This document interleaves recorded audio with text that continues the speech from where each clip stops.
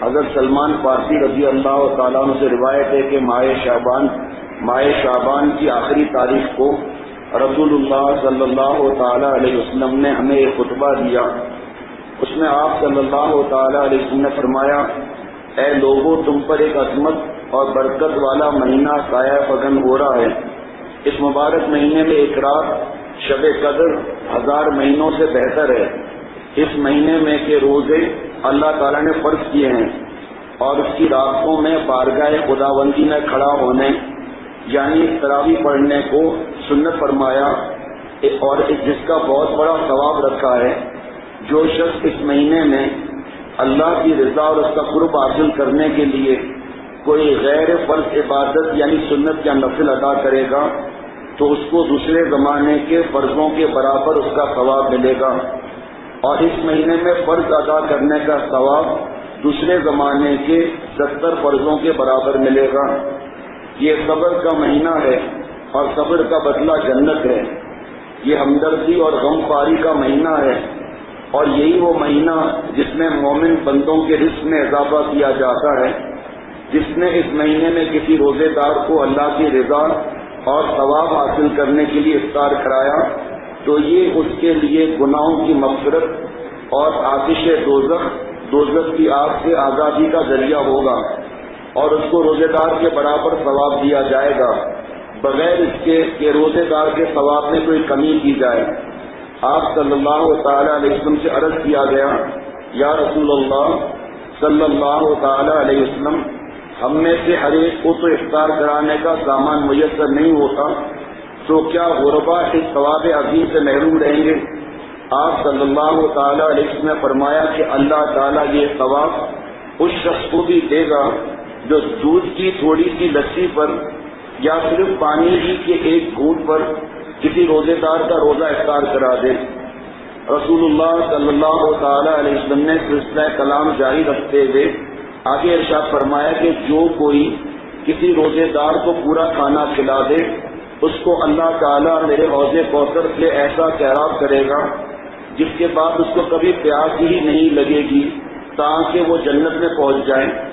اس کے بعد آپ صلی اللہ تعالی علیہ وسلم نے فرمایا، اس ماہ مبارک کا ابتدائی حصہ رحمت ہے اور درمیانی حصہ مغفرت ہے اور آخری حصہ آتش دوزخ یعنی کہ دوزخ کی آگ سے آزادی ہے. اس کے بعد آپ صلی اللہ تعالی علیہ وسلم نے فرمایا، اور جو آدمی اس مہینے میں اپنے غلام و خادم کے کام میں تخفیف اور کمی کر دے گا اللہ تعالیٰ اس کی مغفرت فرما دے گا اور اس کو دوزخ سے رہائی اور آزادی دے گا. جیسے کہ اس کتاب کے شروع میں ہی لکھا ہے کہ مسائل علماء سے پوچھے جائیں. جس طرح افطار کا ثواب بتایا جا رہا ہے، اگر یہی افطار کے اندر مرد عورت ساتھ بیٹھ گئے یا ٹی وی کے سامنے افطار ہو رہا ہے یا جماعت کی نماز چھوڑ دی افطار کی وجہ سے، تو پھر ثواب کے بجائے الٹا گناہ ملے گا. اس لیے افطار کرانا ہے، منع نہیں، لیکن مرد عورتیں الگ ہوں اور جماعت کی نماز کا انتظام ہو. یہ نہیں کہ گھر کے اندر جماعت کی نماز ہو رہی ہے.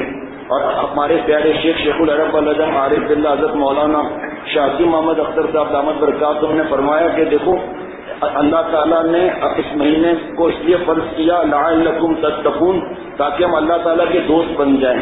اور اللہ تعالیٰ کے دوست بننے کا آسان نسخہ یہ ہے کہ اپنی دوستی کو دیکھا جائے کہ ہماری دوستی کس سے ہے. اگر دوستی ایسے سے ہے جو ہمیں فلمیں دکھانے کا کہے، چوری کرنے کا کہے، گانے سننے کا کہے، موبائل کی بدماشیوں کا کہے، تو یہ دوست نہیں ہے، دشمن ہے. دوست وہ ہے جو اللہ تعالیٰ کی طرف دعوت دے، جس کو مولانا رومی رحمۃ اللہ علیہ نے بہت مختصر الفاظ میں سمجھایا ہے کہ ایک مینڈک اور چوہے میں دوستی ہو گئی. مینڈک پانی کا ہے اور چوہا جنگل کا ہے. یہاں سے مینڈک سے مراد ہماری روح ہے اور پانی سے مراد اللہ تعالیٰ کی فرما برداری ہے، اور چوہے سے مراد نفس ہے، اور نفس شیطان سے بڑا دشمن ہے جو گناہ کراتا ہے. دونوں کی آپس میں دوستی ہو گئی. تو کسی نے کہا کہ بھائی آپ تو پانی کے جانور ہو اور چوہا جنگل میں رہتا ہے اور بڑا چور ہے، تو آپ دونوں کی دوستی تو صحیح نہیں ہے، چوری سکھائے گا آپ کو.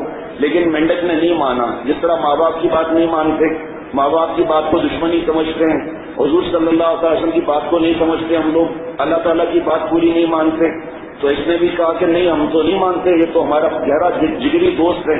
ایک دن چوہے نے کہا کہ جب میں باہر آتا ہوں تو جنگل سے تم سے ملنے کے لیے تو تم تو پانی کے اندر ہوتے ہو اور میرے پاس ٹیلی فون بھی نہیں ہے موبائل کے مس کال تمہیں دوں. اور اس نے کہا بھائی میرے پاس بھی ٹیلی فون نہیں ہے کہ آپ کو مس کال دوں. چوہے نے کہا ابھی ایک آئیڈیا ہے میں بھی آتا ہوں. جا کر وہی چوری کا عادی تھا, جا کے ایک رسی چوری کر کے لے آیا اور کہا کہ ایک رسی کا سرا میں تمہارے پیر میں باندھتا ہوں, ایک اپنے پیر میں باندھتا ہوں. جب میں جنگل سے آؤں گا اور تمہیں نہ پاؤں گا تو ایک مس کال دے دوں گا, یعنی کہ رسی کو کھینچوں گا تو باہر آ جانا. اس نے کہا یہ بھی اچھا ہے, جب میں پانی سے باہر آؤں گا تو میں نہیں پاؤں گا تو ایک مس کال دے دوں گا. پیارے نبی صلی اللہ تعالیٰ علیہ وسلم فرماتے ہیں المرء علی دین خلیلہ فلینظر احدکم من یخالل. ہر شخص اپنے گہرے دوست کے دین پر آٹومیٹک ہو جاتا ہے. مفہوم کے ساتھ عرض کر رہا ہوں, دیکھو تمہارا گہرا دوست کون ہے. تو اسی طرح یہ دن باتیں کر رہے تھے آپس میں مس کال دے کر. اوپر سے چیل نے دیکھ لیا چوہے کو, چیل خوش ہو گئی اور آہستہ آہستہ آہستہ چیل نیچے آنے لگی اور چوہے کو پتا نہیں, اور نیچے آئی اور نیچے آئی. جلدی سے چوہے کو پکڑ کر اور چیل بھاگی کھانے کے لیے.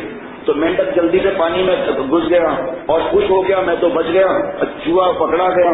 جب رسی پوری ہوئی تو مینڈک صاحب بھی لٹکتے ہوئے پیچھے چلے آ رہے ہیں اور چیل نے جب چوہے کو کھانا شروع کیا تو دیکھا مینڈک صاحب بھی ساتھ میں, کہا واہ واہ واہ 2 in 1 pizza per pastry free, اور جناب اس کو مینڈک کو بھی کھا لیا. تو یہ دوستی کا انجام کیا ہوا کہ بربادی ہو گئی. یہ رمضان کا مہینہ قسمت سے ملتا ہے. اللہ تعالیٰ نے ہمیں ہماری قسمت اچھی بنا دی کہ ہمیں رمضان شریف مل گیا. تو یہ رمضان ٹی وی کے سامنے گانے کے سامنے ضائع نہ کریں, ایک ایک لمحہ قیمتی ہے. اللہ تعالیٰ مجھے ہم سب کو عمل کرنے کی توفیق عطا فرمائے. انشاءاللہ تعالیٰ خانقاہ میں مجلس ہوگی ابھی کچھ دیر کے لیے.